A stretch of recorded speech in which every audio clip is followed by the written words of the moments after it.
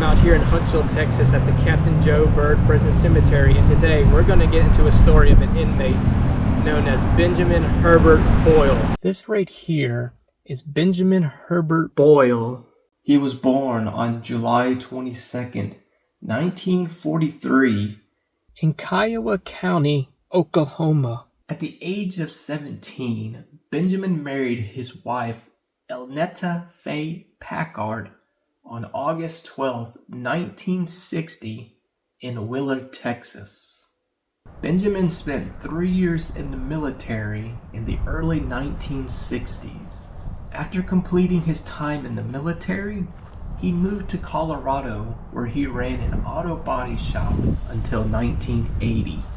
Benjamin then moved to Nevada, where he worked in Las Vegas body shop. He then returned to Oklahoma in 1981 and worked as a long-haul truck driver until 1985. Fast forward to October 14, 1985. Gail Lenore Smith needed a ride to Amarillo. Her stepbrother and sister-in-law drove Gail to a rest stop outside of Fort Worth, Texas. As a safety measure, her stepbrother and sister-in-law waited to see what truck Gail accepted a ride from. When Gail came up to Benjamin Herbert Boyle's truck, she asked if she could get a ride to Amarillo, and he told her, "Yes, I'll take you there." Gail went back to her relatives and told her to write down the name of the truck she's in and the license plate number in case if anything happens.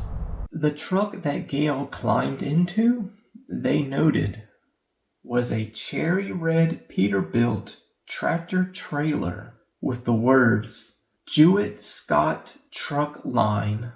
That is a company that is based in Oklahoma.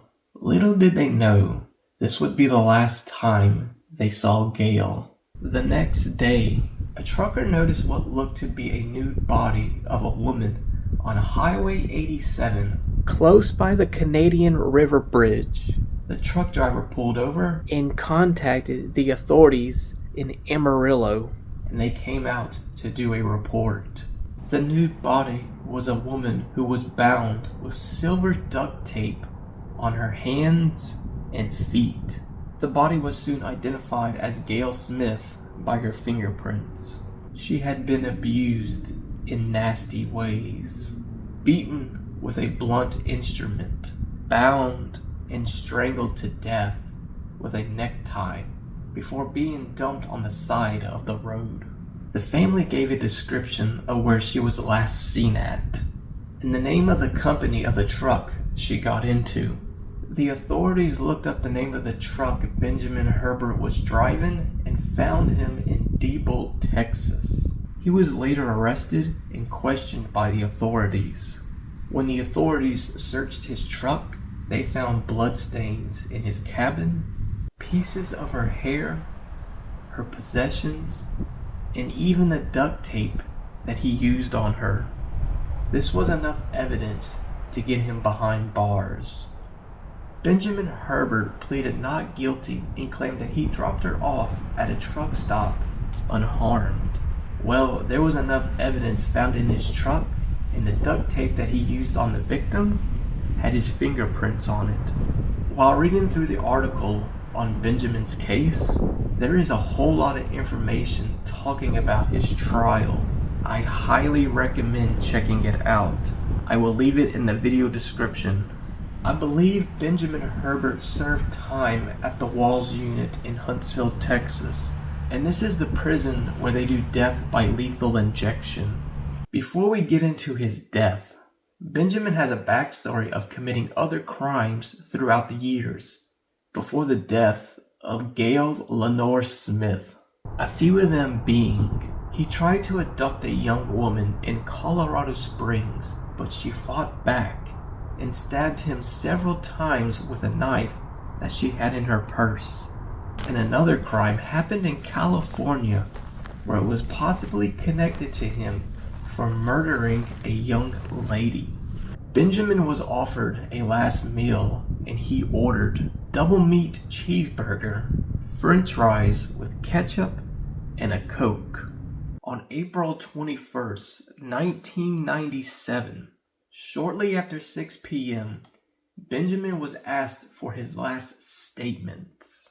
He shook his head and said no.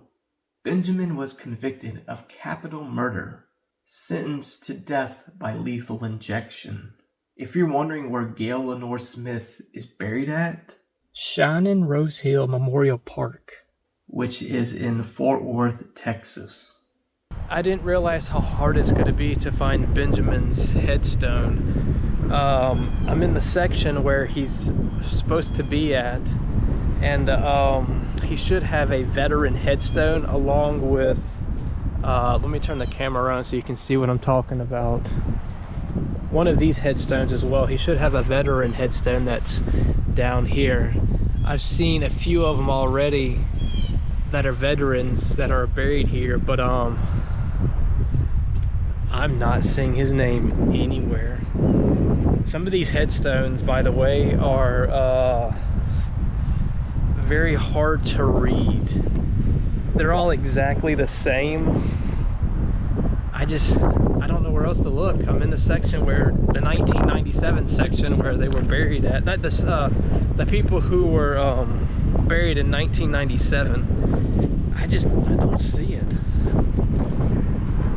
It really blows me. Really is a bummer.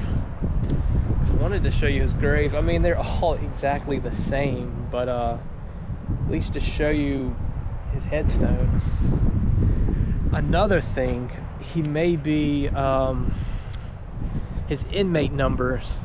Inmate numbers might be what's indicating his grave, because some of these graves also have their inmate numbers. So let me show you what I'm talking about. And this right here is what I'm talking about, having their inmate numbers on their tombstone and not their name, birth, and death date. I'll just have to throw up some photos of what he looks like. But again, his graves look exactly the same, just like everybody else's.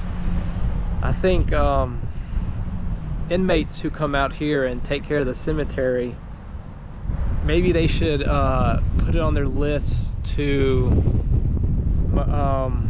fix the names so you can see the people who are the older names, I should say. So if somebody's looking for a particular grave and they want to do a story or whatever, at least it'll make it a little bit easier. And again, it's all divided into sections. I'm in the section where he should be buried at. I want to wrap it up right here. This is one story of many out here that could be told. I've done a separate video talking about the history of this place and also other inmates of stories that I've gotten into. If you want to check it out, it'll be at the end of this clip, and it'll also be a video description down below. As always, thank you for watching. You can check out my socials, links in the video description down below. As always, catch you in the next upload.